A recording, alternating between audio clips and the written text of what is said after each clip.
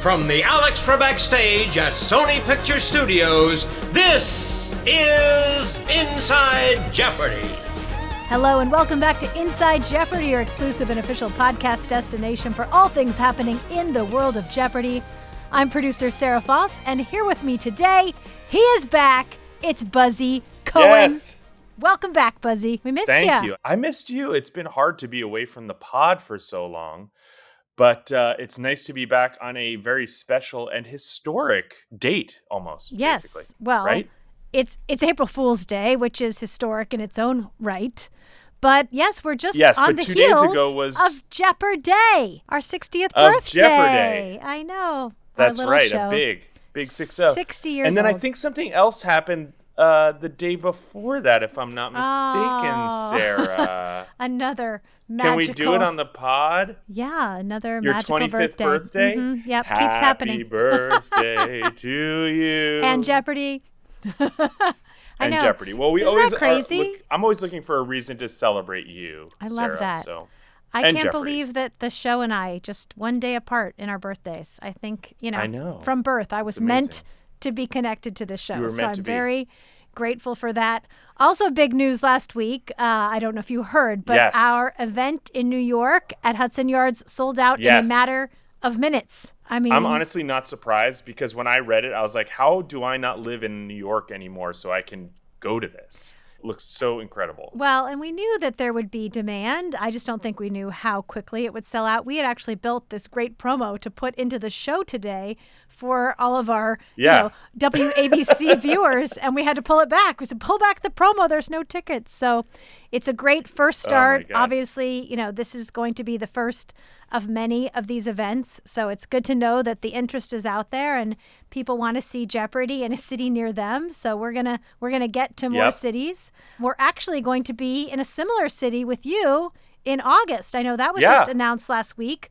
We're going to make an appearance Yep. with Inside Jeopardy at SporkleCon, and you have signed on to battle brains, do all the things you do at SporkleCon. Yes. So hopefully I'll get to participate a little bit in the Inside Jeopardy, but they keep me pretty busy at That's what I heard. SporkleCon while I'm there. That's I'm excited what I though. heard. Yeah, But Detroit. I'm excited. I've been told Detroit in August is the place to be. It is. I did live in Michigan briefly, and I can tell you, August in Michigan is awesome. We're going to do our event Yeah. on Friday, August 16th. I know that the tickets will be a part of Yeah. SporkleCon. We're going to have Inside Jeopardy live there. Michael and I will be there. We're going to play an interactive game. So we're just going to kick things off, and you and the rest of the folks, I'm sure, will keep the fun going. Exactly. Have you been able to keep up on your Jeopardy? I don't know if you've been watching, but in JAT, Yeah. Oh my God. whew, great games. And today is going to be another great game. Lily Chin, Colby Burnett, and Sam Buttrey. For a moment when I read his profession, I thought maybe he was doing a little April Fool's joke on me because, I was filling in for Johnny and I had to read Bon Vivant and Man About Town. But it's not an April Fool's joke. Yes. Sam Buttrey has got a new profession. It suits him. Yeah, he's retired, and so he is a bon vivant and man about town. Yeah, and no better way to wrap up the quarterfinals than with those three. Of course, we're heading into the semifinals then tomorrow, which means the finals will kick off on Friday. And as a reminder to our listeners, for the JIT, it is the first player to win 2 games who will be our Yes. champion. So this could run as little as 2 games, as many as 4, which means that next week, no matter what, we will be back to regular Jeopardy. I know people are excited. Incredible. And we're going to welcome back, you might not remember him, it was so long ago, our 3-game champion, Lucas Yes. Partridge. He now holds a record he never wanted to hold, and that is the longest reigning Jeopardy champion. Well, I'm sure he wanted to hold that. Right, just maybe in I'm a sure he different wanted way. to hold that, but not for the reasons Right, that not for the reasons Yes. that he ended up holding it. I did hear a bit of chatter about, podium position, especially when people saw someone like Amy Schneider in position 3 last week. So I did just want to address that. And basically, when it comes to the Tournament of Champions, we have a pretty good way of deciding within each game who's the highest ranked, based on games won. But when it came to JIT, there were so many different factors that identified who was coming back, and it really was difficult to match up in each game who would be in the, the champions podium. So we just did an old-fashioned ping pong ball draw, And, you pick your number, and that's your position. I think that's how we did it for All-Stars as well. And if I recall, there was an actual coffee can. Yes. Which I don't know the last time I saw an actual coffee can. Well, we still have it, Buzzy. So if you want to see it again, just come on down. The contestant team can show you the coffee can with the ping pong balls. All right, well, we are going to get into all of those JIT quarterfinals and where they stood, depending on which ping pong ball they picked. We, of course, saw Amy Schneider, David Madden, Jennifer Quayle, Sam Cavanaugh, and Victoria Gross each secure a spot in the semifinals. We'll get to those exciting games in just a bit, but first, it's time for This Week in Jeopardy History.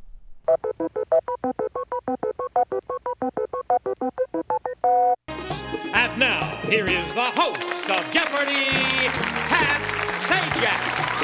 Hi, folks. Thank you. Thank you very much. Thank you, everybody. Welcome to Jeopardy. Glad you could be here on our April 1st edition. I know Paul is glad to be here because he had a great day on our last show, winning over $14,000. But Lori and Christian will try to knock you off your pedestal, tackle you behind the line of scrimmage, hurt you, pummel you. Perhaps I'm overstating the case. In any event, let's get to our Jeopardy dollar amounts. And there is a daily double hidden there among these categories. Buy a vowel. Lose a turd. Book and author. Husband and wife. Before and after. And say Jack. Jack being in quotes, and Jack will turn up in the responses. And I want to warn you about before and after. We stole that from another show. And you'll understand it as we play it. Don't worry about a thing. Paul, our returning champion, you will select first, please. Good luck, everyone. Who could forget April Fool's Day, April 1st, 1997, when Pat Sajak and Alex Trebek swapped duties as host. Pat walked out on stage to much surprise and welcomed back our returning champion, Paul Roeder, along with two new contestants who competed across April Fool's themed categories. Meanwhile, Alex, of course, hosted Wheel of Fortune, where Pat and Vanna played for charity. Alex joked at the top of that show, "I'll leave you to figure out why I'm here today." And to this day, this lives on as one of the most memorable moments in Jeopardy history. There you have it. I always wonder, because in some markets, as we've discussed, it's Jeopardy and then Wheel. And in others, it's Wheel and then Jeopardy. And I wonder how people reacted differently. Like, is it more abrupt to tune into Wheel and see Alex hosting? Right. Or to tune into Jeopardy and see Pat hosting? What do you think? I think Jeopardy with Pat would be more abrupt. I think so. But maybe that's just because I'm more of a Jeopardy watcher. And, when we recently did the play-in games, we commented that those play-in game days were the only days that two different people hosted the show on the same day, other than April Fool's. Yes. And we just recently celebrated, of course, our 9,000th episode with Johnny Gilbert. Yes. And even in this April Fool's episode, Johnny still announcing, yes. whether it was Pat Sajak or Alex Trebek, he was still announcing. So he certainly has been a part of them all. Well, it's time to get into the highlights. We kicked off the week with Game 4 of the JIT quarterfinals. Past champions Celeste Nucci, Austin Rogers, and Amy Schneider. What a lineup.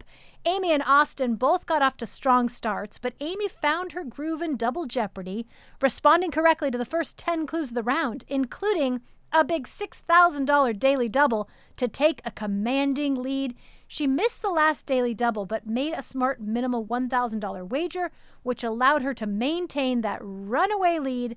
Final Jeopardy was a triple stumper, but Amy had already secured the win. Yeah, this is one of those games where if you pull Amy in the quarterfinals, that's a rough pull, because I think what we've seen time and again, Amy plays such a strong game every time she is on the stage. And this, I've played against Austin. He's no slouch. We haven't seen Celeste in a while, but has her bona fides as well. She was a 2007 Tournament of Champions winner. These are people who know how to play, and Amy just really showed why she is one of the best of all time.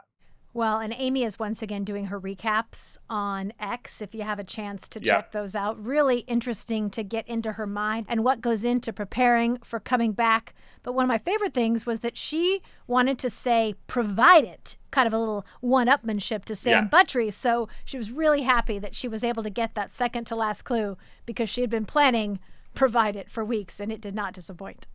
Of course, Austin did well in the Let's Get a Drink category, 4 out of 5. He is a bartender and now bar owner. He's going to be at our event in New York, and he's going to be our guest today on the pod, so I can't wait to talk to him a little bit later. His Final Jeopardy response was great. How can I beat Amy? Well, only shots on me. And I'm going to ask him a little later, did he make good on the shots? I want to know if that happened. Well, as long as they were well shots, because I think if he had won more, I think call shots would have been on him. Exactly. Well, let's take a listen to how Amy was feeling after the big win. I've looked at the stats, and you all had attempts in the 40s. It was just a matter of getting that timing right. Celeste was buzzing in as often as Austin or Amy. Oh, boy. Yeah. But I was impressed by the Stevie Wonder get, especially. There was a lot of talk in the writers' room about whether or not we should say a Motown star. Yeah. Debbie, the author of The Clue, wanted it pure. But did you remember that moment? Oh, yeah. I certainly. Well, I know the song, so, of course. So Singing along to that one. Stevie Wonder fan. And you missed the spiracles clue, but then Yeah. Austin picked it up, and I thought that was pretty tough, too. Where do you get your fish anatomy knowledge, Austin? I have no idea, because the only thing I heard, the entire thing, I didn't hear you, I didn't read a clue. All I heard was click, click, click, click, click, click, click, click, click, click, click, click, click, click, click, click. So, not a chance in hell. Are you implying that Amy buzzes loudly as a kind of No, mental Amy weapon? buzzes unopposed while I'm just there. Might as well have just given me the pen that does nothing during the regular game. Yeah, useless.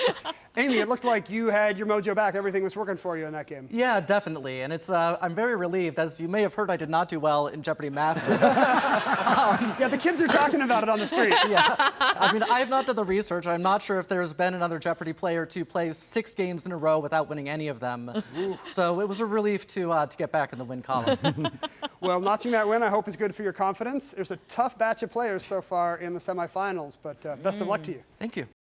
Yeah, it has to be a great confidence booster for her coming out of Masters. And now we head into Tuesday. We saw the return of Jeopardy greats Mackenzie Jones, Arthur Chu, and David Madden. Arthur Chu got off to a small lead in Double Jeopardy, but David found the first Daily Double and nearly doubled up to take the lead. Arthur then located the crucial Daily Double on the 15th clue of the round and boldly wagered $10,000. It was a tricky video clue. He was incorrect, effectively taking him out of contention. And from there, David was able to cruise into a runaway win. Talk to me about that wager. It was the right thing to do. It was absolutely the right thing to do. And I just want to say, I was probably most excited of almost everyone in this tournament to see Arthur play. It has been a really long time since any of us have gotten to see Arthur Chu play. I just wanted to see what he had. And I thought, he missed a Daily Double, which we've all done, at the wrong time. And if he had gotten it right, he would have had a really strong lead. And as both he and Dave Madden got Final Jeopardy, it would have been Arthur's game. So I think Arthur holds his head high, very closely matched with Dave in terms of stats, like 34 attempts for Arthur, 44 for Dave, but in terms of getting in, Arthur with a much higher percentage, 56 to 48. So, I think still had that buzzer mojo, and, a Daily Double is the difference between a win and a loss in so many games. But that was an exciting one to watch for me. I was really, really looking forward to that. Yeah, and Mackenzie Jones as well. 35 attempts for her, 57% buzzer percentage for her. So really great stats from all 3 players. It could have gone any direction. And like you, it was really great to welcome all of them back to the Alex Trebek stage. And for such a long time, Dave Madden there's Ken up here, and then it was, Julia Collins and Dave Madden on. So it's great to see him back and play at this level. That was really exciting. Yeah, absolutely. And we always talk about, his leaderboard of legends. So many of his numbers are still standing today, despite having not played, on his own for so many years. We, of course, saw him back for All-Stars. Well, we returned on Wednesday with an incredible game between Alex Jacob, Jennifer Quayle, and Brandon Blackwell. Brandon, known, of course, as the lightning bolt on the chase, got out to a lightning-fast start to form a strong lead, but Alex closed out the round with an impressive string of correct responses to narrowly take the lead over Brandon, closing out the round with that slight lead. Jennifer quickly doubled up on the first Daily Double of Double Jeopardy for her to take the lead, but then Brandon found the last Daily Double and said, I think I'm just going to wager 100% of my money, and was correct to secure a strong but not insurmountable lead entering final. All 3 players in 5-figure territory. So impressive. It all came down to final. Jennifer, the only one able to come up with the correct response. So she earns an exciting 3rd place to 1st place win. Incredible. I've always been a fan of Alex, and I hosted Jennifer's TOC. These are 3 people that I'm personally invested in, and I think all 3 of them really showed how good they can be. You know, Jennifer's game, you know, being in 3rd place against these 2 guys, I think I would be in 3rd place in this game against Alex and Brandon, but to be in a position where you can even be in play against the 2 of them and be right on a final that the 2 of them miss is really impressive. Yeah, well, and for her, it has to feel good that she knows she is now, 13 of 14 in her career for Final Jeopardies. Yeah. So in 3rd position, has to give her a lot of confidence going into final, knowing that chances are she can come up with the correct response, giving her the best chance to pull off that win. She went on to Reddit to say there were no easy draws in this tournament, none whatsoever. There was no point waiting where it was like, oh, phew, they called so-and-so for this game. A lot of us were joking on Sunday night about what we were going to do after we lost our quarterfinals. I fully 100% anticipated going home. She's not going home. She's going to the semis. No. Also, Alex and Brandon have a long friendship. Alex shared on X, I met Brandon over a decade ago at a trivia convention in Vegas. We were up against each other in something called Dodgeball, a dodgeball trivia hybrid. This sounds fun. He ended up getting DQ'd for accidentally crossing the center line. Brandon then responded, Alex is one of the small handful of folks who has known me from the very beginning of my quiz scene more than a decade ago. As uneasy as I felt to get drawn against the best Jeopardy players of all time, it was even more of a conflict playing against a good friend. This was a battle for the ages, and one I have a feeling we might see again. I don't know. Well, I also want to throw out a little bit of a fun fact, because what is Jeopardy other than a collection of fun facts? Dodgeball was actually created by Bob Harris. Bob Harris, a Jeopardy great. Yes. He wrote a book, and he was in the audience for these games. Wow. He's living primarily in Australia, but he's here for a couple of months, and he attended the JIT. So it was a real, it's all coming together. There were a lot of great folks from Jeopardy's past, present, and hopefully future in the audience. Ken received a special gift during this show. A fan had actually cross-stitched a replica of his first Final Jeopardy response. Who is Jones? Of course, referring to Marion Jones. And we've talked about that moment where Alex hesitated. Would they mark him correct because there's more than one Olympic athlete named Jones? But they did, and the rest is history. So, now he has another beautiful artifact hanging in his dressing room. Who doesn't need a cross-stitched memory of your first Final Jeopardy? We need to get one for you, Buzzy. It's amazing. I think it just speaks again to the creativity that this community has. It's awesome. Absolutely. Moving on to Thursday, where Sam Cavanaugh, Chuck Forrest, and Monica Tew faced off for the 7th semifinal spot. Monica was on fire in the Jeopardy round, ending with 8,200 and a commanding lead. Sam found both daily doubles and double Jeopardy back-to-back to close the gap on Monica, but she continued her strong play. Both Sam and Chuck chipped away at the board to finish the round strong, but Monica maintained that lead heading into final. Another game where all 3 players are over $10,000 after double. Final ended up being another triple stumper, and Sam's savvy second-place wager earned him a come-from-behind win. Sam is one of those players who, looking at the stats, doesn't blow you away, but he's really a student of the game. I remember, when the short conversations that we were able to have during the Tournament of Champions, he really, studied how to play the game very well, and this win really proves that. He didn't have the most astounding game if you look at the stats, 25% buzz-in rate. However, he played it right, and he ends up with a win, and I think he's someone who can walk away from that win, say, cool, I'm in the semis, now I'm going to win. Yeah, well, and we were thrilled to have Monica Tew back and Chuck Forrest. I mean, he is one of the absolute Jeopardy legends. And even Sam joked on Reddit, it is wild to be in a game and realize that Chuck Forrest is Forrest bouncing against you. I imagine it's like getting punched by Muhammad Ali. It hurts and it's a little disorienting, but you're still weirdly grateful for the experience. And I get that. Ken actually spoke with Chuck about the Forrest bounce after the game. Let's take a listen. That was fun to watch. Congratulations to all three of you. You all played a great game.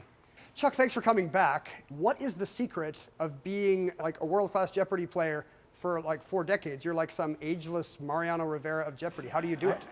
I think we've got some, there's something that we share here, the eternal youth. So, I wish. Yeah, no, just wait. You keep going. Do you, in your attic in Rome, is there a very old portrait of a, it's of a man with a negative Jeopardy score in front of you?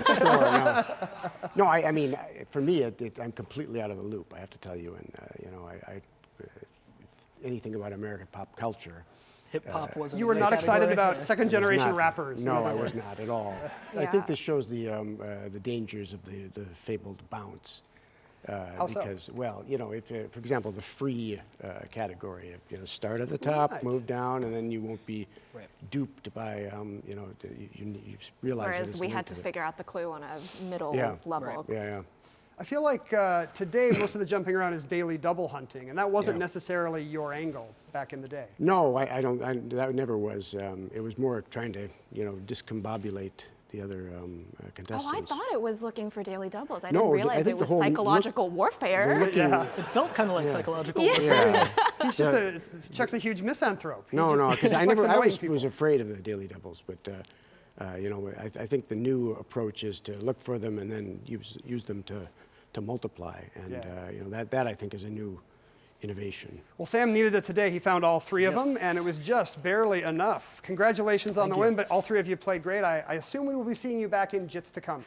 And we closed out the week with another great game featuring past champions Victoria Gross, Dhruv Gar, and Ben Ingram. Victoria and Dhruv both got out to strong starts in the Jeopardy round, but it was Victoria who put her foot on the gas and double to form a strong lead. She looked to be running away with it until Dhruv doubled up on the last daily double to stay in contention heading into final.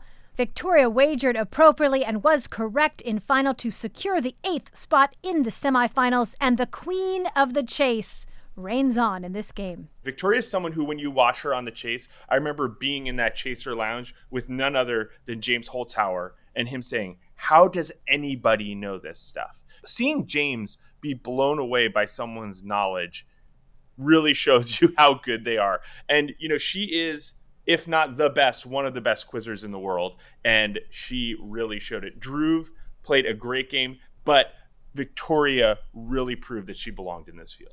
Looking at Victoria's stats in the game, 28 correct, most so far in the competition, 53 buzzer attempts, the most so far in this tournament, and she found no daily doubles. One thing that's really impressive about Victoria, and something I don't think people really were aware of, is yes, she's only a one-game champion, but if you go back and you look at her original stats from the 2 games she played so many years ago, she was in first on the buzzer over 50% of the time. So even back when she was just first on the stage, she had that buzzer down, and it appears she still does. And she beat none other than Dave Madden. Yes. So Victoria goes from one-game champ to JIT semifinalist. Let's hear how she was feeling after the game. Victoria, congratulations. Thank you. That's quite a game. You had 28 correct responses in that game out of 53 buzzes. Both of those are the highest numbers we have seen in this whole tournament. Wow. So we've got all-time Jeopardy stars. Wow. You're a one-game winner. You're a one-game winner from 2005, and you're outbuzzing all of them. What do you chalk that up to? I spend a lot of time studying. Are you kind of a full-time quizzer now, thanks to The Chase and other outlets? Yeah, I kind of am right now. I have no idea how long that's going to, be my thing. I'd love to go back to school at some point. Okay. But and you're kind of in the big leagues, right? You've represented the U.S. at We won our first international championship last year. Is that right? We did. We at the International Quizzing Championships in Spain, along with Brandon Blackwell, who was here earlier in the tournament, Right. and Shane Whitlock, who is very familiar Jeopardy to Jeopardy veteran. fans, and Steve Perry, who is well known in the quiz community. And did you get invited to the White House as U.S. trivia champions? Unfortunately, no. We got no acknowledgement whatsoever. Maybe next time. Yeah, and I know Victoria and Brandon, obviously they're both on The Chase together. She's quizzed with him. They're really good friends, so you have to imagine that despite not coming away with the win, he certainly has someone to root for as this JIT continues. Well, that wraps up our game highlights, and now on to this week's host chat. An audience member asked Ken, what was your initial reaction after your run came to an end? I actually felt relieved, which is the weird thing, because I'd been on the show for months and months, And I guess some part of my brain is just wondering, like, what's going to happen? Like, what is this weird thing and how does it end? And the last game, I got that wrong, and suddenly I was like, oh, whew, like, now I know how it ends. I guess this is what Oprah means by closure. I didn't really understand it until now. It was only that night where I was like, oh, man, I should have got that right. I have to ask, Buzzy, did you have a similar feeling? No, I wanted to keep playing. I also play didn't quite have as like many. 74 games. Yeah, I had like it was the end of my second tape day. I was tired. I will say I was pretty tired, but I think everybody, who loves the game wants to keep playing, even if they're exhausted. They're like, okay, cool, I can go back to my life. But yeah, I definitely wasn't like, yes, this moment is over. I was like, I'll come back tomorrow. Well, Buzzy, whose real name is Austin, it is time to welcome another Austin, another great champion to the pod, 12-game winner, Austin Rogers. Austin, thanks for joining us. Hey, I'm very excited to be here. So how are you feeling on the heels of your return to the Alex Trebek stage? Someone once said the worst part about playing Jeopardy is knowing that if you lose, you'll never play Jeopardy again. And that's sort of how I felt because it was so exciting to get out there and meet all the new super champs who I hadn't met before, and then just reconnect with old friends, except for Ben Ingram. He can go somewhere else. I see. Whoa. So I have to ask, you see your matchup. You've got Celeste DiNucci, TOC winner. You've got Amy Schneider, super champion and TOC winner. What was it like? There is no easy draw, as many have said in this JIT competition, but what did you feel when you saw exactly who you would be facing? From the day we signed up, if not knowing the lineup, because Jeopardy kept it very close to the chest, the exact lineup, the format, the everything. So, like, I didn't want to go and text some of my friends, like, are you going out, for fear that they weren't invited? It turns out like nearly 90% of everyone who I would have texted was invited. But you don't want to be that person. I understand. I didn't want to be that guy. And by the way, that sentiment was completely common.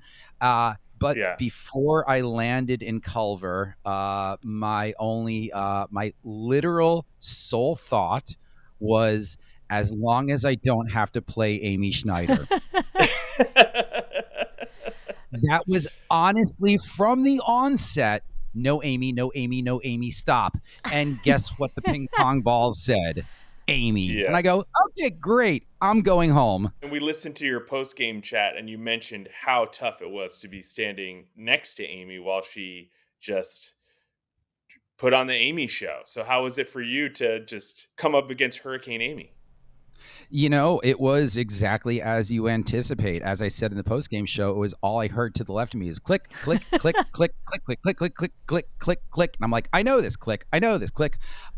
So you can't stop an unstoppable force of nature. All you can do is hope to not humiliate yourself on the Alex Trebek stage. And I came out of this completely excited. I was pleasantly chuffed with my performance. I was not absolutely demolished. I got a bartending round. I got the daily double on the bartending round, and thus my journey was complete. And the frustrating thing, as everyone who plays this game again and again and again know, is like, oh, if I just got that one clue, I would have gotten that next daily double next, because that's where I would have gone, and I would have gotten Sunfish. I would have had it. Yes. And now the game is mine. And also, by the way, I did know it was Al Capone, but at that point, I didn't care because it was 28,400 to 9,600. So I'm like, well, hey, by the way, it's Al Capone. Do I want to save face, or do I want to pull a prank on national television? Let's pull a prank on national television. I mean, yeah, we all know who we're dealing with here. Yeah, and speaking of that prank, of course, you responded, how can I beat Amy?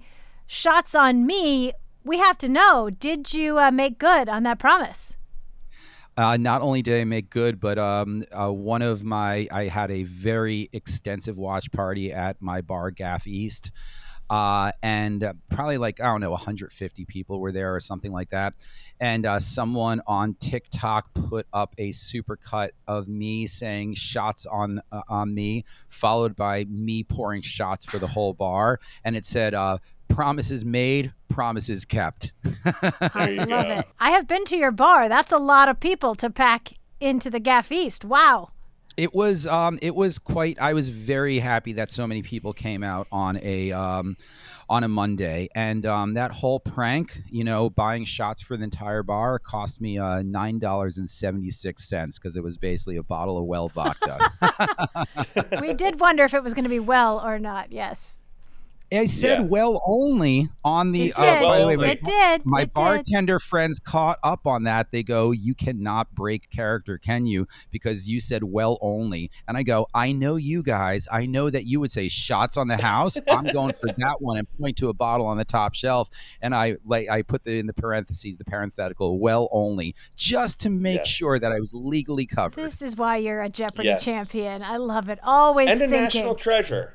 So what nation? It's not this one. Oh, it is this one. I mean, the response for people knowing you were coming back for JIT was incredible. You are just one of those people that fans love to watch on the stage. I mean, they love to watch you anywhere, but they really love to watch you playing Jeopardy. How did it feel to know that so many people were so excited about having you back?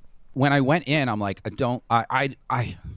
I prepared for this harder than I've prepared for anything else in Jeopardy, and the way the tiddlywinks or the pickup sticks crumble is you can do all of this preparation, and then all the concentration areas that I was gunning for, not a single thing came up. Not a single thing that I'm like, these are like stuff came up. I'm like, Holy Roman Empire, I don't need to study that. I know that. Bartending, I literally don't need to study that.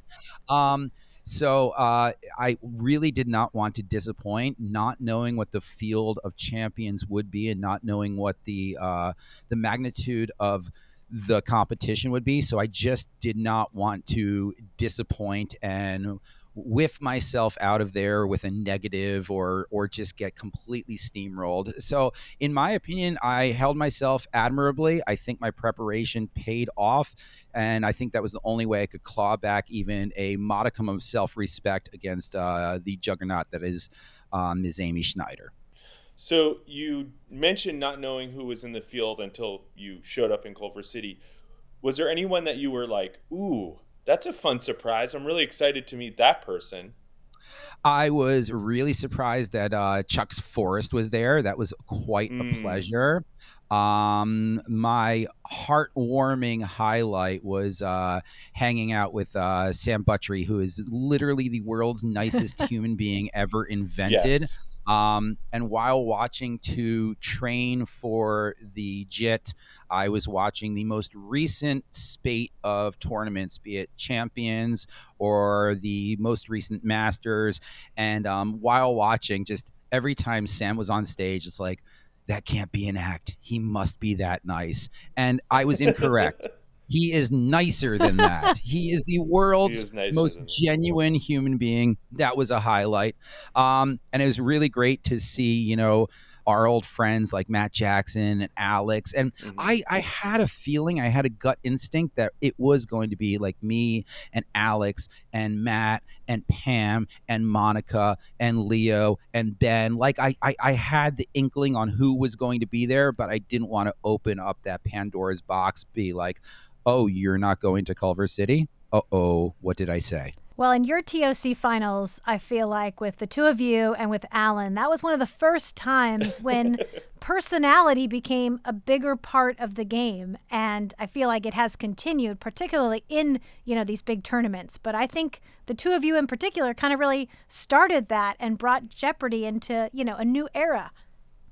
Yeah, there was actually a genuine origin of that, which was when you are when you take lunch in the Sony Pictures Studios canteen and you have advanced, you are not allowed to sit with those tournament players who have not advanced. So you're basically bubbled away from everyone else.